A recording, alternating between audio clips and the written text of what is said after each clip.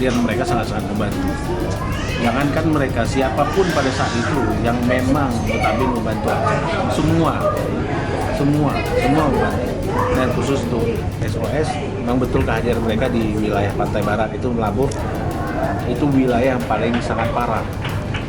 Dan perubahan yang mereka lakukan juga lumayan tinggi. Korban yang paling banyak itu memang wilayah Melabuh yang mereka menjadi fokus tempat melakukan rehab rekon ataupun dalam rangka program untuk anak-anak. Memang itu daerah yang paling parah.